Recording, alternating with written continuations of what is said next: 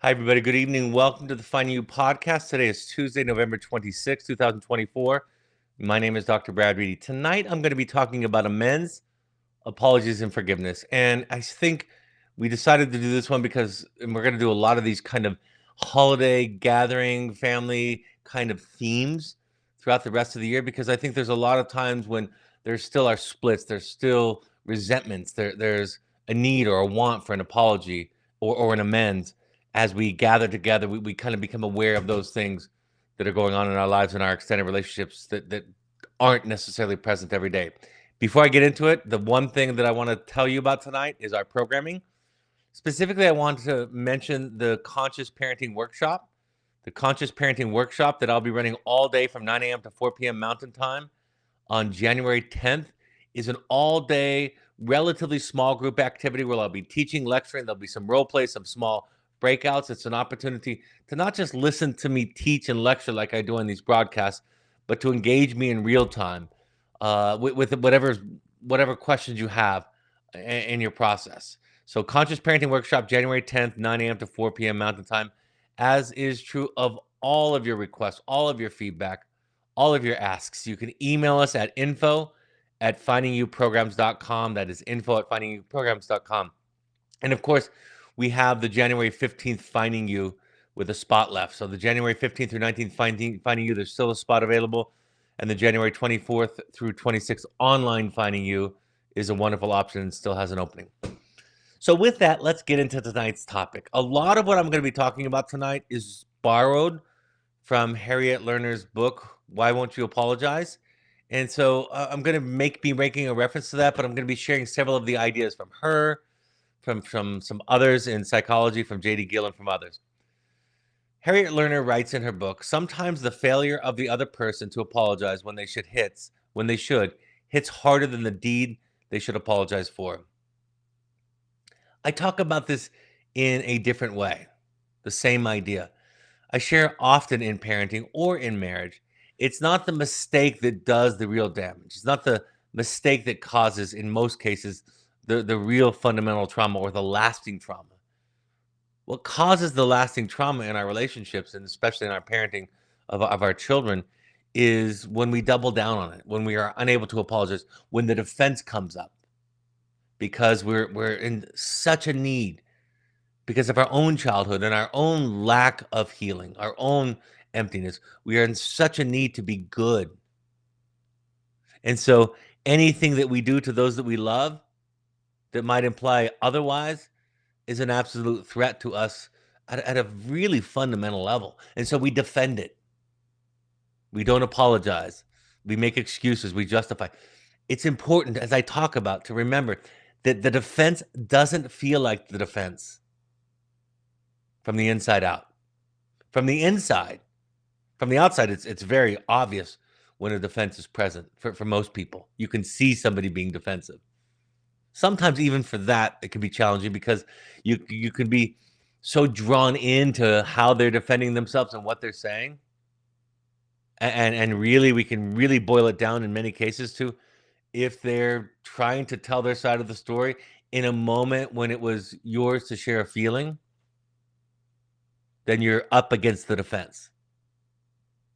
So the real trauma in our relationships comes when we're unable to apologize, when we're unable to be less than good, accept responsibility, and really get out of our own mind. I hear people say it all the time because they're familiar with this idea in psychotherapy that it's not about the facts when somebody shares their feelings, it's just about the feeling. And I think for a lot of people, that abstract idea is really difficult because there are facts that would paint the picture, tell the story in a much different way. But what we know about nervous system regulation and co-regulation is that fundamentally no truth, no idea, no logic is going to get through to the other person if they are in a heightened state of regulation, if they are upregulated. If they're feeling angry or sad or hurt or scared, it doesn't matter what you say. And contrast that with if you are able to hold a safe space for somebody, if you are able to apologize when you make a misstep or step on somebody's toes, metaphorically, After the nervous system co-regulates and relaxes, then the information can get through, but not before. Scientifically speaking, the prefrontal cortex is offline, has been hijacked by the lower levels, the fighter, the parts of our brain that manage our fight and flight responses and freeze responses. So in a lot of ways, it's it's a fool's errand to try to defend or justify yourself and not take a moment and pause. Now, if you're not ready to apologize, and I'll talk about that as we go on tonight, there are things that you can do. Why is it so difficult for humans to offer clear expressions of responsibility and remorse for our hurtful wounds and actions, words and actions? It goes to that first idea that whether we know it or not, I really never have encountered anybody who isn't like this.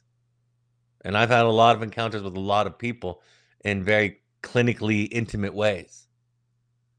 Everybody's need or belief that the task in life, the goal in life, the ultimate aspiration is to be good. I was just listening to a book while I was driving around doing some errands today by James Hollis, a new book, his newest book called A Life of Meaning, where he was talking about the shadow and the how absolutely blind we can become to the parts of ourselves that don't fit into this paradigm. And I learned about the shadow in college. I learned about it 30 years ago.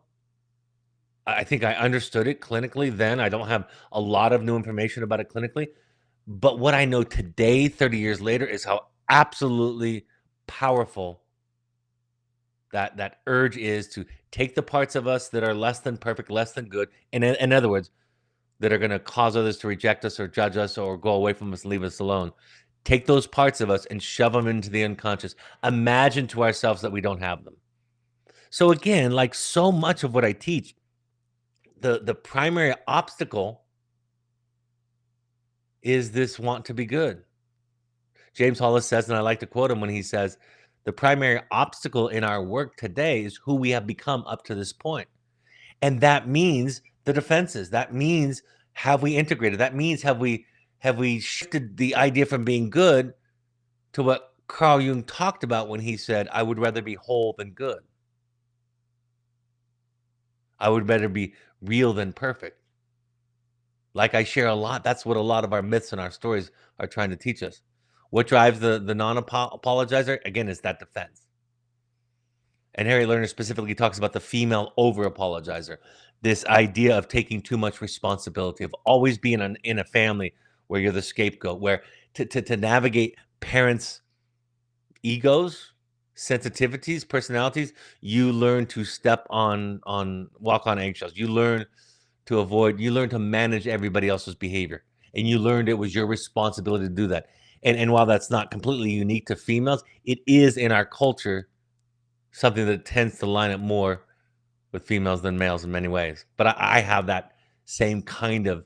In fact, it was funny because when I was talking to Harriet Lerner one time, I was quoting her in one of my books, my second book, and I was explaining to her the story that I'd observed of her, and I wanted to just check it out with her and see if she was okay. And she said, "It looks great. It all sounds great, but just make sure that you spell my name correctly." And I said, I just felt so bad. I just wrote back and I said, "I'm so sorry." And then she made some joke about how over apologetic I was, and really suggesting to me that I needn't have so much regret and so much guilt for a simple human mistake like that. Why are the people who do this the worst things, the least able to own up to it? I think the defense is both the cause and the result of a misdeed. I really like psychology and its answers and explanations because it explains that evil is not the cause, but evil is the result. And what that means is that what we call evil is mental illness, is us being compromised psychologically. And when we act out on people, it's often in the spirit of that old adage that the best defense is a good offense. That's the flight version of our defense, right? Of a fight or flight. So the idea that the people that do the most wrong are the least able to apologize, that makes sense because they've already deceived themselves. They've already turned the other person into an object. They've already vilified the other person in some way to justify what they've done before they even commit the act. That's part of their personality, part of their construct. And then you contrast that with folks that we know to be much more enlightened and aware. And what we see is how easy and effortless it is for them to apologize. Not to get into a debate around semantics or specifics, but how they are easily and just let it flow naturally to say to people, I'm sorry. Even in the cases that we find out later or when we know the backstory that weren't really as it was described. And I think for families, for people, for spouses, for parents, this idea is so difficult because what we feel on the inside when we're feeling defenses is we're feeling scared. We're feeling like we're not going to be loved. We're feeling like we're going to be judged. And that judgment is going to lead to some kind of abandonment or other harm. How do we sort out who is responsible for what? First of all, I think slowing down. The idea that I talk about often is striking while the iron is cold. You know, the old adage of strike while the iron is hot because it's malleable. That's where that old adage comes from, of course. You can make a bigger impact on working the metal when it's hot. But when we think about human beings, we don't want to leave a mark. We don't want to leave a dent. So when we strike while the iron is cold, that is to say, when the nervous system is regulated and calm, we're going to get through. So slowing down, listening, taking turns. First of all, even before any of it, and I'm going to talk about this a couple of times tonight, the one thing that I think I can teach tonight that so many people struggle with is to take ownership when you're not able to have a discussion. When you are feeling dysregulated or upregulated. I think sometimes when I talk and when I teach, this happens all the time. I think people hear a bunch of shoulds where I don't mean to communicate those. It's an old philosophical idea. This idea of the is versus ought argument. That we can at times identify what is, but we are really, really bad at defining or describing what ought to happen, what ought to be, what should be. So I think in that sense, with that background, with that context, what I would say is take some time, slow it down, listen to each other, take turns, and know yourself well enough that if you're not in a place where you can listen, you're not in a place where you can offer the person what they are asking for, that you can have the courage, and that's what it takes, the courage to own your limitation. And I will say, as a man, I don't like to do that.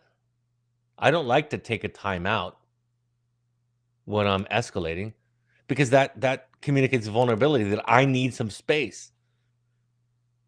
And when I'm escalating, I'm not feeling safe enough to be vulnerable. I'm feeling threatened. It looks like anger often, right? That's what my fear can manifest as can yours and many people's. But the fact of the matter is I'm feeling the opposite of safe. So to own my need, even my need for just a step away, I would much rather tell my wife she needs to take a time out. She needs to watch what she's saying. She needs to not say that, right? I want to talk about her because there's no vulnerability in criticizing her. How do we, the hurt party, unwittingly contribute to the other person's defensiveness and a refusal to apologize? I think at times we want it when we want it. We're in a hurry. We're in a rush. I talk about this on both sides of the equation. I'll refer to, for tonight's discussion, to the offender and the offended. I think the offended, when we're the offended, we want resolution immediately. And I tell people they might not be capable of giving that to you. They might not, because the apology comes from a place of having enough, not just enough, but a little bit extra. I've been thinking about all day and preparing for this. So much of what I think about in terms of mental health and relationships is about energy out and energy in. And sometimes when we hurt somebody, we are at a low point. We are at an empty spot. We are incapable of empathy. We are ourselves.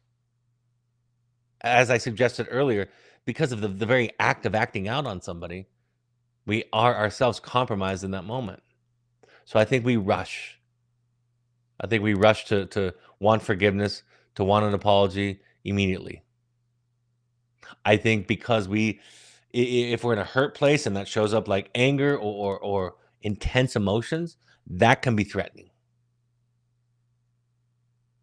So there's a lot that we can do to recognize our participation and to be able to take a pause, take a breath, step away, and come back to it when both parties, the offended, if they're hurt and angry, the way they describe their hurt and anger oftentimes is incredibly sharp, has an attacking tone to it for sure. It's not that the feeling underneath all of that is not valid,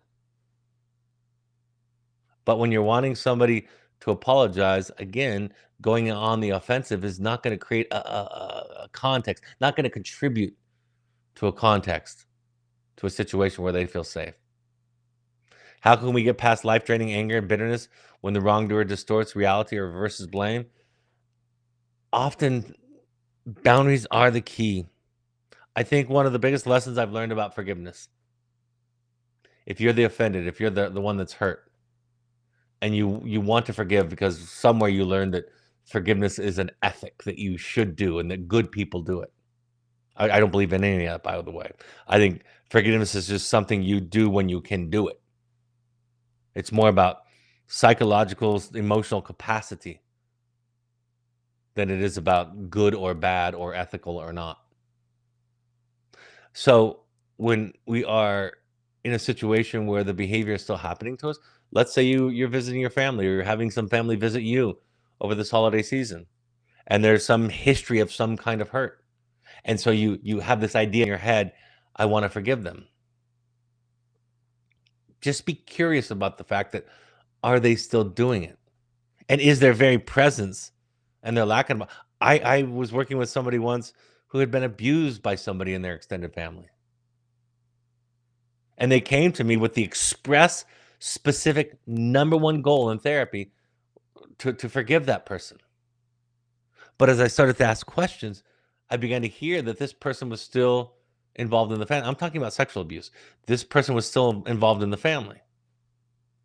Everybody was protecting the perpetrator, to denying it, gaslighting the victim. She was supposed to get over it. It was something that happened when she was very young. And so she wanted to get rid, and I said, I've heard this from people going home to visit their parents at our age. I want to forgive my parents, but if they're still doing it and there's not an improvement in your boundary around it, forgiveness is a crazy idea. You're kind of gaslighting yourself. You're trying to forgive in a situation or a dynamic where the abuse is still happening to you. And that just doesn't make sense to me as I watch it. So boundaries are important. In fact, I think in a lot of cases, boundaries are the number one thing that help us to move on, because I know for myself, when I've felt this lingering anger and bitterness toward wrongdoers, I have obsessed about it. I've thought about every potential technique, every potential path that I could take to get what I wanted from the person, when really what was being asked of me by the situation and circumstances was to, in these limited cases, was to step away from the relationship significantly. What's the real reason you can't stop hating your ex or whomever? In a way, the idea is because you're still expecting them to give you something that is your responsibility, and that is peace and serenity and freedom.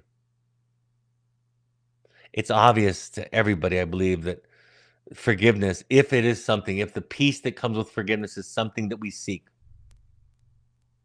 that in many, many cases, the other person is going to be unavailable to help us out with that. And the way that we stay bitter and hating our ex is so that we don't have to feel the grief and the pain and the hurt, right? If we can take our more vulnerable feelings, fear, guilt, hurt, sadness, loss. If we can turn those into hate or anger towards others, it protects us from feeling and ultimately from healing. What are some ways to ruin an apology? Always starting off with the word but is suspicious. I'm sorry you feel that way. This is from Dr. Lerner again. I'm sorry you feel that way. That doesn't take any accountability for your part of things. And it's almost gaslighting. The use of the word if. If I was insensitive, I'm sorry. Negates what you did, doesn't take accountability for what you did. And again, as I talk about these things, if you're unable to apologize, take time until you're ready. I do not like the idea of mandating apologies. I understand the urge, but I think it teaches people to it shortens the short circuits the process that they need to go through to come back to regulation, to be accountable, to be present, to show up, to be connected. Taking responsibility for how the other person reacts. I talk about this in my book. I quote a story from The Anatomy of Peace, where it tells of a couple of parents dropping their young adult son off at treatment. And after a day-long workshop on parents, this is a fictitious story. The parents are talking to each other back at their hotel, and the wife says to the husband, "I feel so sorry for so many things after today." And the husband says to the wife, "You didn't put drugs in Christopher's mouth. You didn't feed him the drugs. It's not your responsibility." And she clarified. She said, "I'm not apologizing for what he did. I'm apologizing for what I did. I'm not apologizing for his reaction. I'm apologizing for what I did." That is the most authentic kind of apology, kind of regret. You know, Harriet Lerner talks about asking for forgiveness in a hurry. I took it a step further. And what I said is asking somebody to forgive me during an apology, I'm dubious of that. That's for me. If my goal is to be forgiven and it's for me, I'm already shifting the flow of energy, right? I'm taking, not giving. And like I said, making an amends, making an apology is a giving thing, not a taking thing. So I would just say that I would like to de-emphasize the forgive me part of the apology. I hope you can forgive me. I hope we can get past this. I hope we can get over this. All of those phrases and terms and words suggest that the person is doing it for them, not as an act of love, an act of healing and reconnecting. And forgiveness will naturally come when the person is ready to. The intrusive apology, specifically apologizing in cases where it would do more harm. I'll read a little bit later that some of the 12 steps. And in the 9th step, it talks about this fact is that we make an amends, except for where to do so would cause harm. And sometimes there are parts of the story that we can't tell. So again, minding your ethics and your authenticity while you're making the apology is important. Like I said, trying to gain or get forgiveness or forgive somebody while the mistreatment is still happening seems like an absolute ludicrous project to me. Over apologizing diminishes the most important apologies. Crying someone else's tears, putting on a show, falling into a victim, helpless, martyr stance. And the fact of the matter is, in the end, you're not in control of whether people forgive you. Forgiveness comes on their terms. Forgiveness comes on the terms of the person who was hurt, not on the terms and the timetable of the person who did the hurting. And detaching ourselves from that act of forgiveness is the best thing that we can do in the process. Underdoing an apology, of course, can ruin it. One thing that we talk about in our family is this: "I'm sorry. Are you sorry?" "I'm sorry. Are you sorry?" It's not a competition. It's just in and of itself. Even if there were bad actors on both sides of the equation, an apology is about taking responsibility for your side and temporarily letting go. That's not the time. I think one of the things that my wife and I have learned over the last several years is that after some kind of fracture between us, that when she wants to engage or when I want to engage, we have to be clear about where we're at. She'll often say after after a little while, a few minutes, few hours, whatever it takes, next day, she'll say, "Do you want to talk about it?" And oftentimes what she means is she wants to talk about it. And if I take her at face value, her question, "Do you want to talk about it?" I might say, "Sure, I have some angry feelings to share with you." So we get very clear when we're trying to make a repair. Where are you at? Do you have space, energy, capacity to listen? Do you need to be heard? Because I'm in a space now where I can hear you, whereas earlier I couldn't. We get very clear and intentional about those, and not being clear and being unconscious about those things, committing the sin of unconsciousness will just absolutely mess things up. And then asking the question, are you ready to hear their feelings after you apologize? Oftentimes, after you make an apology, the person will remember or get in touch with the anger and the hurt that they felt. Are you ready for that? If you're not, it might not be time to make an apology. You might not be ready to make the apology. It might be premature. Like I said, while the mistakes or the mistreatment is still happening, the rushing to forgive on both sides, the rushing for an apology on both sides, taking it personal. I made a reference to the the book The Four Agreements by Don Miguel Ruiz, but really this comes from more recently from my own story. It was not too long ago, a few months back. I was talking to my youngest daughter, and in the process of talking to her, we were talking about an old issue that had come up, something she had done that we gave her a consequence was that was not small, moderate to large. And when we were processing that, she said to us, "It seems like you took it really personal." And the fact of the matter is, she was right. It wasn't even towards me. It was something she did to somebody else outside of the house that she got in trouble for. And yet I took it personally. My ego, my over identification, my need to control, my image, all of it was in play. My expectations. So taking it personal instead of realizing that everybody is just meeting you at their level of consciousness. And in so many ways, as they talk about, as he talks about in the Four Agreements, it's not about you. Somebody loving you is not necessarily about you. Somebody hating you is not about you. And everywhere in between. And then is this a time for discussions? An apology an heroic act. It takes a great deal of capacity. A well done apology is showing up with more than enough. Not only am I okay, but I have enough left over to give to you without asking in return. That's what an apology feels like. That's the energy. Offering a faux apology just to get over it, of course, is a disaster. And tonight I'll talk about the idea of listening and being on the other side. So much of my work is just getting people to recognize their capacity. There's no shame in having lower capacity, either generally having lower capacity because of your background, because of who you are, or having lower capacity at a given moment in time because you're tired or hungry or you've been talking or working all day and you want a break. But again, we have a hard time owning our humanness. We want to defend against it. That's not the point anyway, we say.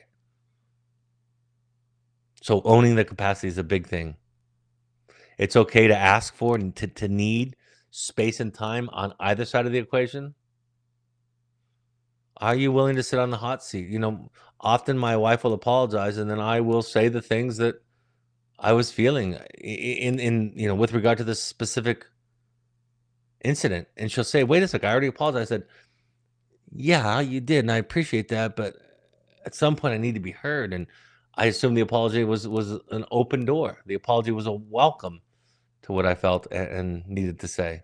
So we have to sort that out.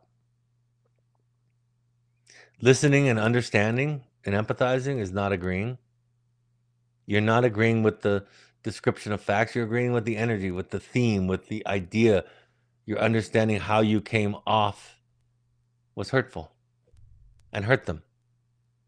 And I'll talk a little bit more about kind of the levels of accountability. The defense, like I said, with parents and kids, I talk about it all the time. I talk about it in therapy all the time. You make a mistake, you're human. Everybody does, can't avoid it.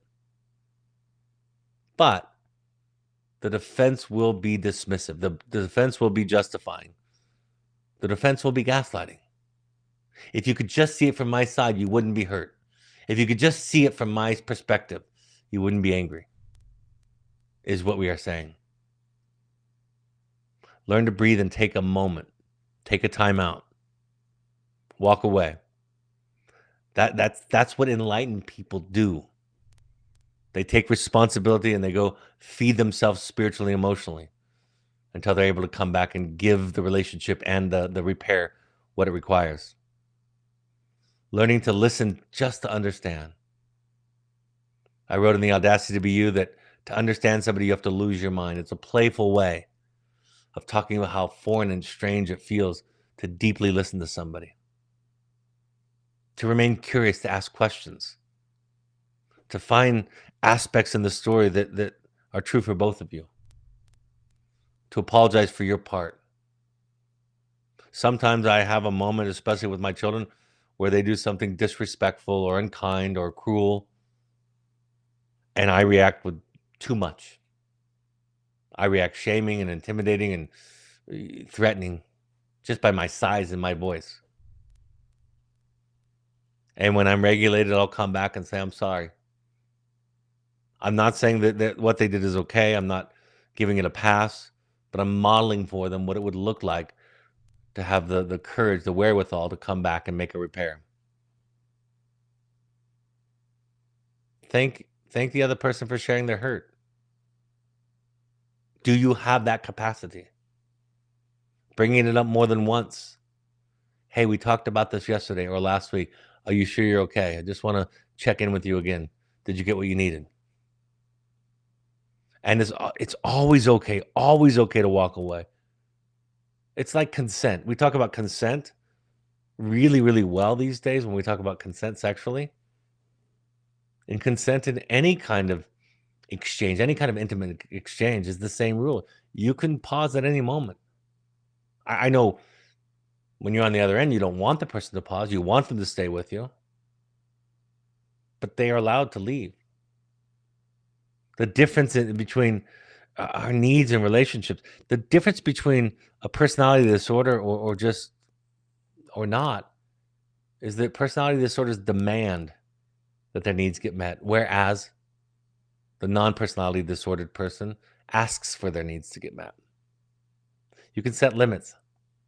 Sometimes you won't need to, because sometimes you'll have so much capacity you can listen to a really messy description of the circumstances.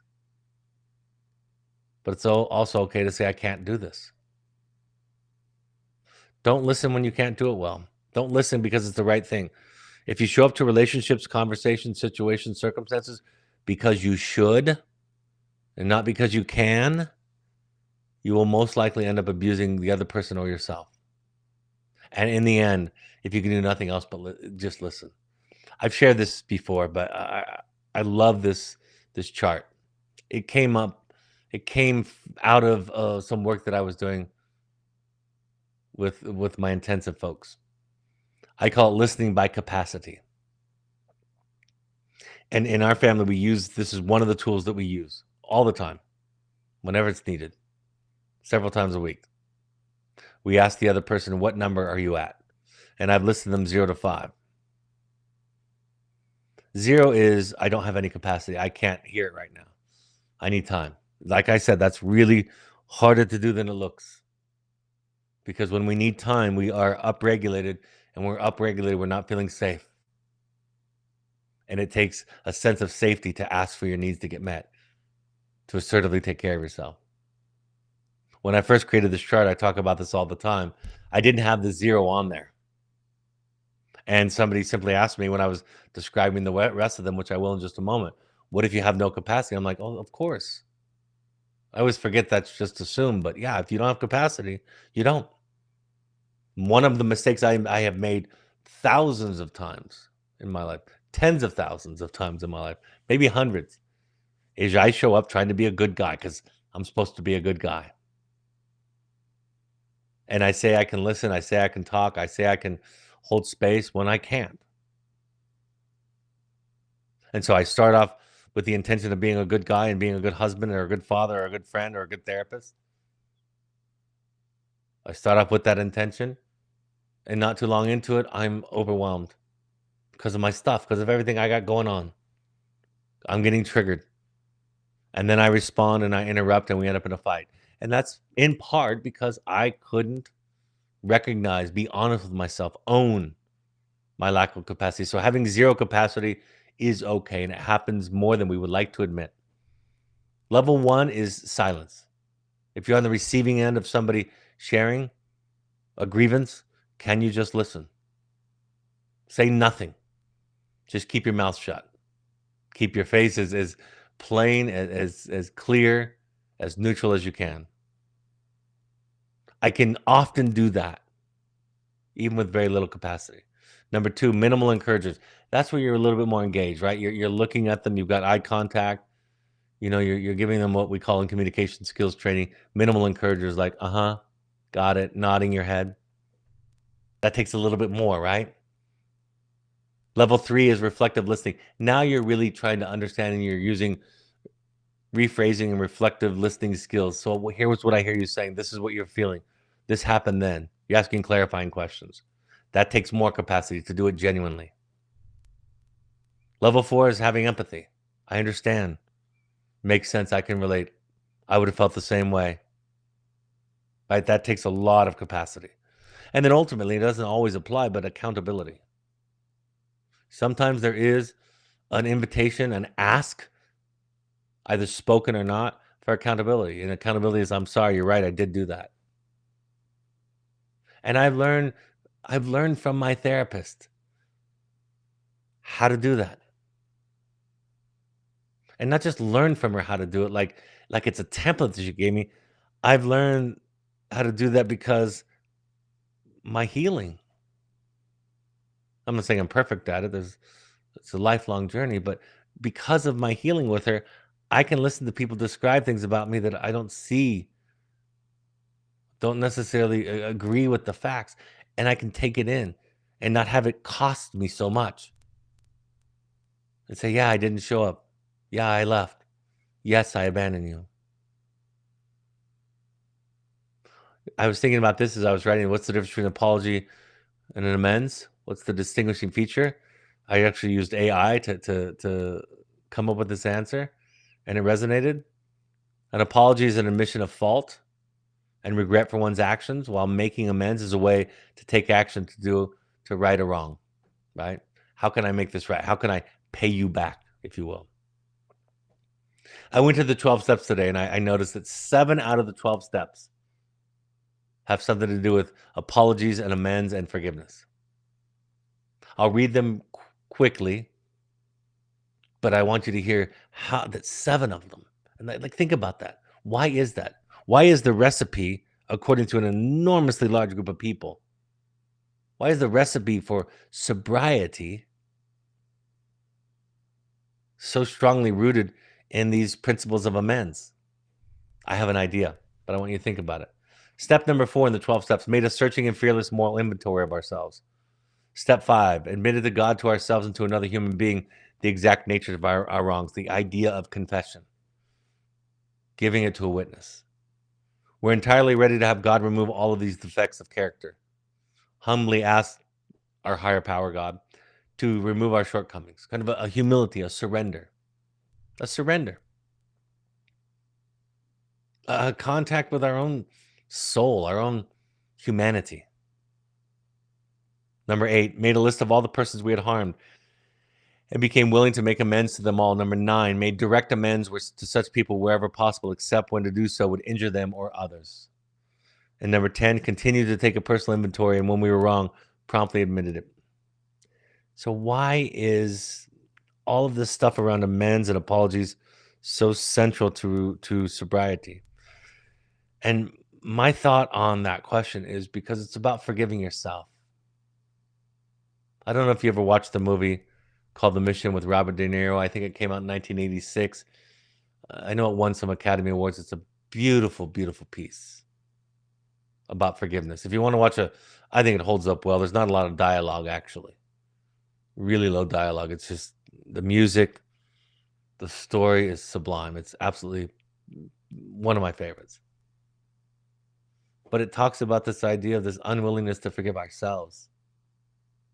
And the drinking and the drugging are for the guilt. So if we follow these steps, we operate from a clear conscience, if you will. Not from perfection, but from a willingness to face the dark parts of ourselves, the shadow aspects of ourselves, the denied part of ourselves, the parts that we don't want to be. Learning to take ownership of those in the service of loving others, in the service of connecting to others, in the service of providing healing conversations for those that we care about, those that are important to us, our fellow citizens. Harry Lerner says most people who commit serious harm never get to the point where they can admit their harmful actions, much less apologize and aim to repair them. Their shame leads to denial and self-deception that overrides their ability to orient towards reality. No person can be more honest with us than they can be with their own self first. Most of these steps, most of this is about getting clear with yourself. That's the barrier. Everything else is just set design, just background music. Dr. Lerner writes, the worse the offense and the greater the shame, the more difficult it is for the wrongdoer to empathize with the harmed party and feel remorse. I remember one time I'd done something to my wife that I felt ashamed of, hurt her. And I came into the bedroom to apologize.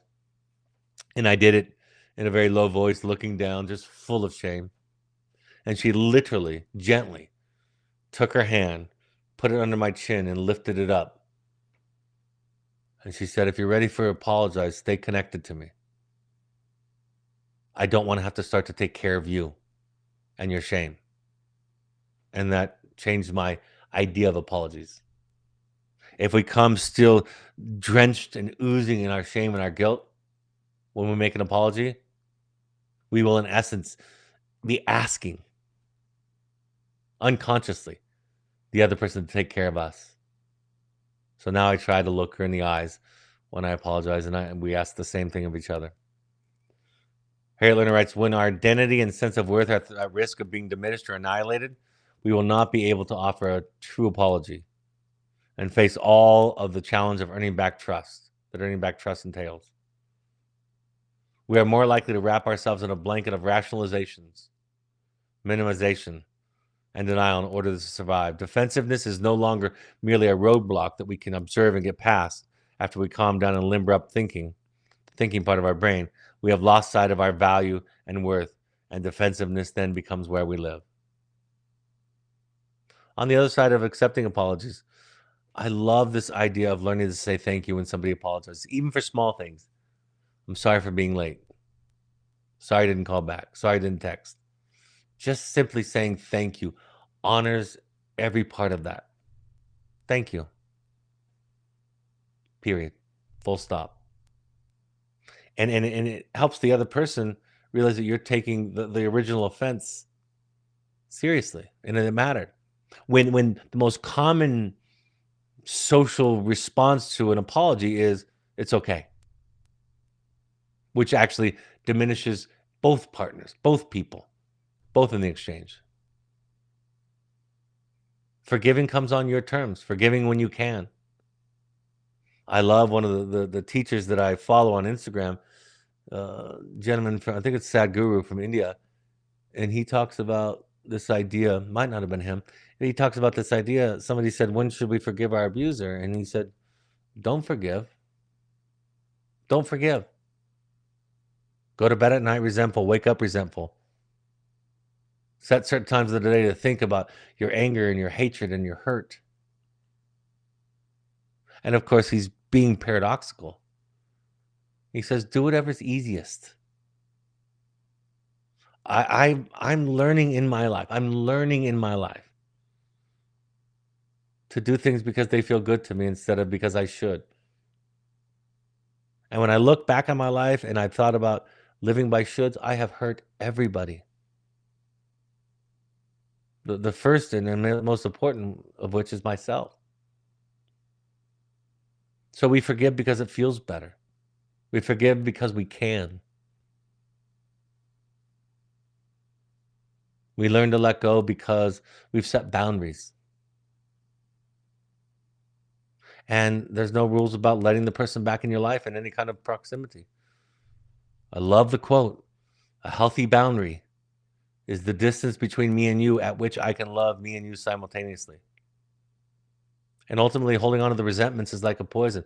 Even if the other person is gone, is passed away, in the most extreme example, it's something for you to work out with somebody else or with yourself if that works for you.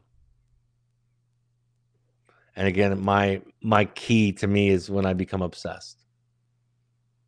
My daughter wrote, and I think it's significant to share that she wrote it. Number one, because she did, and number two, because I'm the parent. She said one of the most loving things a parent can do is be willing to be cast as the villain in their child's story. That's when I'm at my best and strongest. That's when I am the most whole. That's when I'm the most integrated and at peace with myself. Wanting or needing forgiveness from your child is definitely one way to impede it. I'll read that again. Wanting or needing forgiveness from your child is one way to impede it. Forgiveness is your need, not theirs. It asks the child to bind the wounds left over from your own childhood, from your own undone business. J.D. Gill says in one of her books, nobody comes from a perfect context, whatever that might be. Therefore, each person will have dents and bruises left over from earlier experiences. It is wise to consider all dents and bruises important and worthy of our compassion and understanding. She goes on, one's parents were limited, it is true. They were flawed, human creatures. They too had limited parents. This is how they became limited. One's parents wounded one. It is likely they were wounded in similar fashion, and perhaps much worse. It is entirely appropriate to be angry at one's parents for how they hurt or neglected one. This is what they did.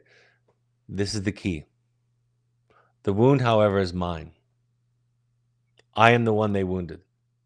And since the wound is mine, it is my issue to deal with, not theirs. If I don't deal with it, I am the one who will be compromised, not them. I don't know if it's every parent that I work with, but the vast majority of parents that I've worked with in my career, this idea, you make an amends, you do the best you can, you try to do your work and improve because it feels better. And everybody benefits from that work. But at the end of the day, the things that you've done to your child, by the time you get to me, they're done. You can't undo them. They can't unhappen.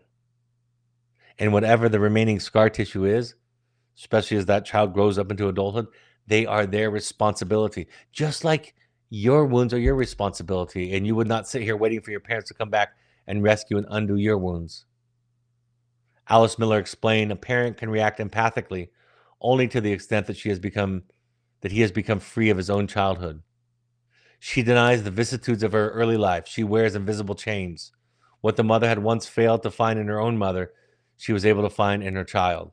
Someone at her disposal who could be used as an echo and could be controlled, who was completely centered on her, who would never desert her and offered her full attention and admiration. What Dr. Miller is teaching us about is this idea that the parent-child relationship is not the same as every other one. The difference in power, psychologically, psychically speaking, is significant. You occupy a different place in your child's brain than they occupy in yours, ideally. And in many cases, just like a therapist, just like a spouse, the work that you do, the ability to show up and be present and be connected, it's going to be a measure of how much you've unraveled your own history, your own life, how much you've healed your own wounds, integrated your own shadow aspects. the parts of yourself that you've denied or been taught were horrible.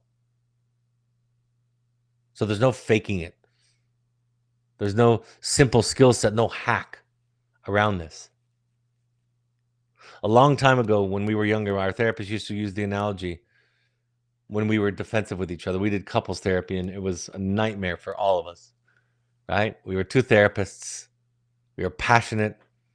And, you know, we would get into couples therapy, and it would just be, it's not like it was chaos, but if she was talking about something I did, I'd get defensive and I'd go on the counter, and vice versa. And so our therapist would say to us both in couple session and individual therapy, she would say, if somebody called you a helicopter, what would you say? What would you do? What would you feel? And at this stupid analogy, I would respond, I would think that they were crazy. And she would say, well, that's it then. Until you realize that you're not what she or he is accusing you of, you'll be defensive about it, essentially, is what she said, what she meant to communicate with the analogy. And now I have a lived experience of this. The more that I've come into contact with myself, which means learned to love the horrible, rotten parts of myself, the parts that I was taught were horrible and rotten, that made me unlovable or inappropriate. The more I've come to terms with all those things, the more I can hear from you about your hurts and your grievances and your anger. George R.R. Martin wrote, once you have accepted your flaws, no one can use them against you. That's the work. That is the work.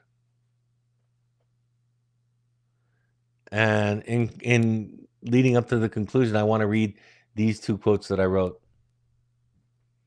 Some of you will have heard these before because there's two of my favorites. I wrote, you were wounded. More than some and less than others. But you were hurt. And the way you protect that pain hurts others. Most pointedly, your children and your spouse. Work on yourself and discover that your fear, your hurt, and anger are yours. Take them back so your children don't have to carry them, so your coworkers don't have to carry those things, so your spouse doesn't have to take them back. This is the greatest love that you can give anybody, and it will multiply. Your children will bring even greater healing to their children, and in this very simple way, your love multiplies through eternity. And I said, this is as clear as I can state it. If we don't take the responsibility of our own healing, our children and our partners will be asked to carry our wounds for us. As Carl Jung explained, the unlived life of a parent is the greatest burden for a child to bear. All right, folks. In conclusion, be the change that you want to see. Show the other, especially the child. Get good at apologizing to your children, not taking responsibility for everything, not taking ownership of their dents and bruises that they have to deal with now, not subjecting yourself to day after day tirades and insults, but show them what it looks like to be the adult. Allowing for imperfections in the apology is important. Living a 10th step way of life. I love the idea. I used to say this to clients all the time, especially those resistant to the 12 steps. How beautiful would it be if everybody lived by this statement? Continued to take a personal inventory, and when we were wrong, promptly admitted it. We promptly admitted it. But of course, you have to know you're okay. And how do you do that? You do that through a secure attachment, for one. And if you didn't get that in childhood, that's why therapy's there. You sit along someone who sees you, who cares, who has empathy and non-judgment for you. And eventually those feelings become your feelings, just like the negative self-talk has become yours from being around other people. I think the cultural differences around some of this work that I talk about is pretty arbitrary and contrived. I found myself at times being really sensitive to cultural differences from people from other countries and cultures. And as I sit back and think about it, it might look different in America, but it's the same. My next door neighbor knows less about this stuff, most likely, than you do. And my next door neighbor struggles with things that people in all the cultures struggle with. Apologizing is a heroic act. And I define heroism in this context as a willingness to look at yourself and consider how you might be a part of the problem. Being told that you need to forgive, to me, is a mistake. Forcing it is a mistake. I read something last night and shared it. It's not a new thought at all, but Carl Jung's quote that I haven't quoted before, but I've quoted similar from other people. And he said, until you accept something, it's never going to change. And that's really what this work is about acceptance. That's how the healing happens. Letting go. And it's impossible, or maybe even not sane, to try to forgive while something is still happening to you. Because that's going to prevent your boundary setting that you need to take for self-care. If you can't apologize, and you love this person and you want to reconcile, you want to create a reconnection, take the space. That's what makes the Buddha different from us, or the monk, or the enlightened one different from us. Not that they just have all this ever-flowing capacity all the time to say and do all the healthiest and most enlightened things, is because they do better self-care than us, because they've overcome their shame of self-care. They've overcome their guilt for putting themselves first. And they know that the only way that they can love the world is by first loving themselves. And lastly, apologizing is a gift of love.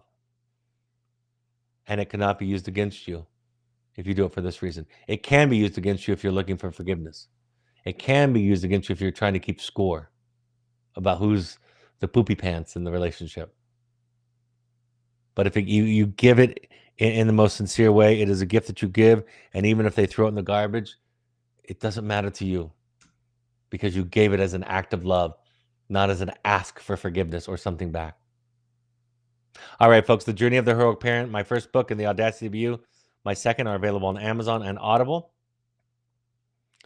Our next Finding You program, in person, January 15th through 19th, my daughter Emma is running it.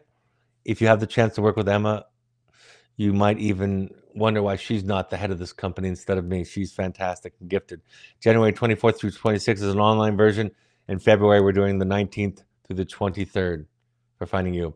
The Conscious Parenting Workshop, as I mentioned at the outset, January 10th, 9 a.m. to 4 p.m. Mountain Time, with an hour for lunch. And then I'll be teaching an attachment-based therapy class, master class, on March 7th, 9 to 4 Mountain Time.